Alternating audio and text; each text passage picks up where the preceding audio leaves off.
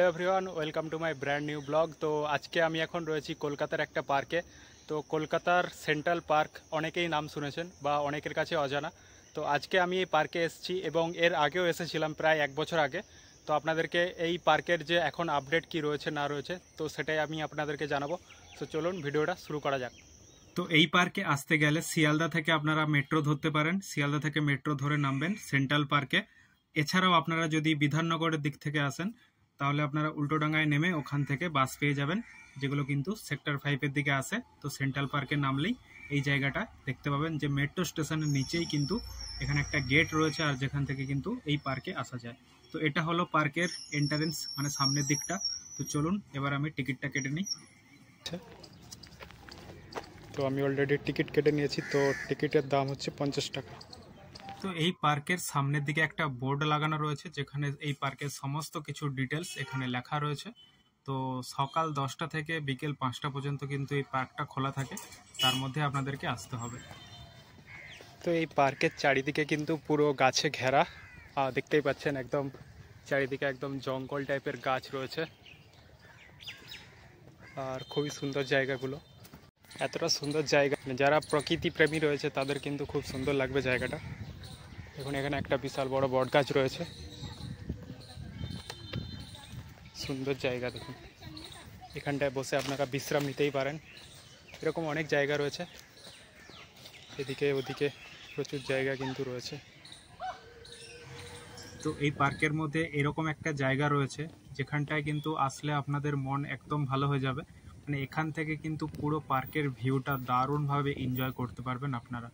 তো চলুন আপনাদেরকেও একবার পুরো ভিউটা দেখাই।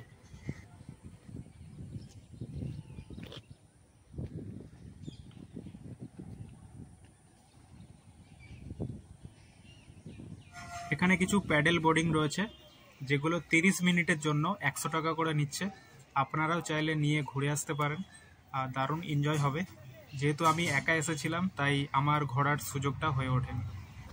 এক্ষুনি যে ঝিলটা আপনাদেরকে দেখাচ্ছিলাম, তো সেই ঝিলের মাঝখান বরাবর একটা রাস্তা তৈরি করা রয়েছে। এখান দিয়ে কিন্তু ওই পারে আরও একটা পার্কের মতো জায়গা রয়েছে, যেখানে একটি প্যাগোডাও রয়েছে সেই জায়গায় যাওয়ার জন্য। তো চলুন বাকি ওইখানে যাই। এখানে একটা সুন্দর জায়গা রয়েছে সিঁড়ি, আর এই জায়গাটা দেখুন জাস্ট কতটা সুন্দর। এখান থেকে পুরো ঝিলটাই দেখা যায়।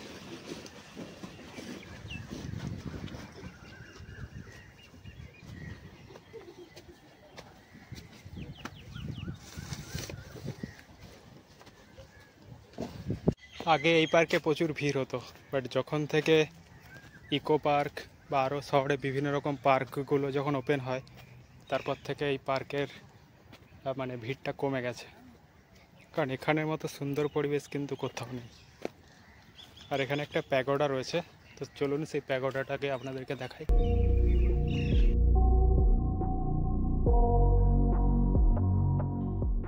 তো এটি হলো প্যাগোডা। তো এর চারিপাশে কিন্তু একটা ছোট্ট মাঠের মতো রয়েছে, যেখানেও কিন্তু আপনারা চাইলে বসতে পারেন, এবং এই প্যাগোডার ওপরেও কিন্তু আপনারা চাইলে বসতে পারেন, যেমন একজন ওখানে বসে রয়েছে। তো আর বাকি এখানে কিন্তু খুবই সুন্দর পরিবেশ, চারিদিকে দেখতেই পাচ্ছেন একদম সবুজ মাঠ এবং চারিদিকে গাছপালায় ভর্তি। এখানটা একটা ছোট্ট ব্রিজ রয়েছে, এর নিচে এখন জল নেই।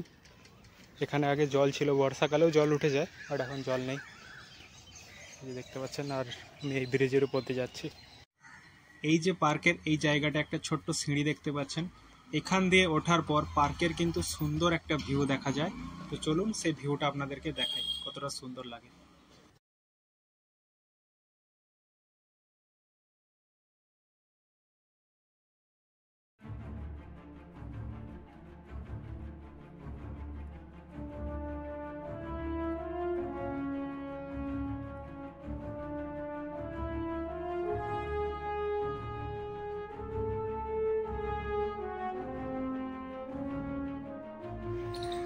তো পার্কের ভেতর দিয়ে কিন্তু এরকম খুব সুন্দর সুন্দর রাস্তা করা রয়েছে, আর রাস্তার পাশে দেখতে পাচ্ছেন যে গাছগুলোকে একদম মেনটেন করা হয় এখান থেকে।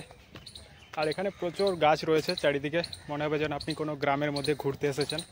তো কলকাতা শহরের মধ্যে যে এত সুন্দর একটা পার্ক আছে এটা অনেকেই জানে না।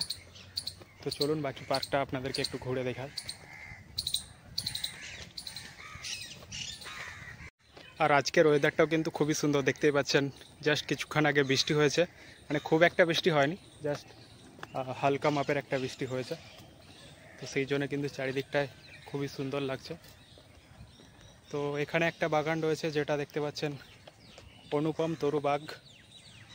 তো এই বাগানটা জাস্ট এখানে একটা খেলার মাঠের মতো রয়েছে, আর এখানে একটা মনুমেন্টের মতো জায়গা রয়েছে যেটা দেখতে পাচ্ছেন।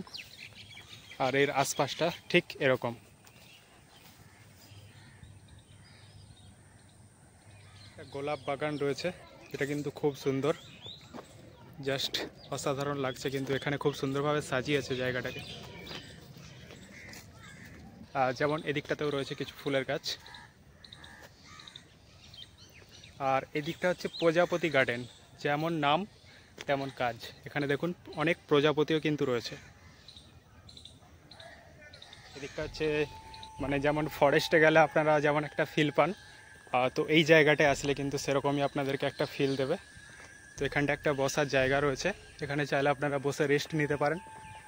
আর দেখতেই পাচ্ছেন এখানে রয়েছে ফরেস্ট ডেভেলপমেন্ট কর্পোরেশন থেকে, তো যেটা রয়েছে জলদাপাড়া জাতীয় উদ্যান।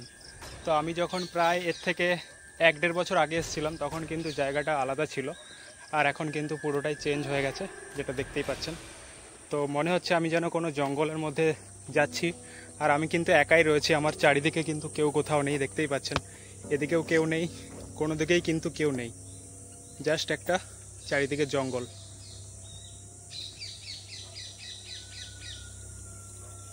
যেটা রয়েছে অনেক পশু পাখি দেখা যায়, সেরকম কিন্তু এখানে অনেক পশু পাখি রয়েছে। দূরেই দেখতে পাচ্ছেন যেমন এরকম কিছু ময়ূর রয়েছে, দূরে দেখতে পাচ্ছেন কিছু হরিণ। মানে এগুলো সব কিন্তু এখানে একটা একটা করে সব মূর্তির মতো তৈরি করা রয়েছে। আর এদিকটাও কিন্তু পুরোই ফাঁকা, কেউ কোথাও নেই। আপনারা যদি একা আসেন অবশ্যই ভয় লাগবে, কাউকে চাইলে আপনারা সঙ্গে করে নিয়ে আসতে পারেন, নাহলে কিন্তু আপনাদেরকে ভয় লাগতে পারে। দেখুন দূরে দুটো হরিণ দেখা যাচ্ছে, এরকম হঠাৎ করে কেউ যদি দেখতে পায় কিন্তু ভয় পেয়ে যাবে। চলুন, আমি এখন সোজা যাচ্ছি জঙ্গলের ভেতর দিয়ে। কলকাতার মধ্যে এরকম একটা জায়গা ভাবা যায়?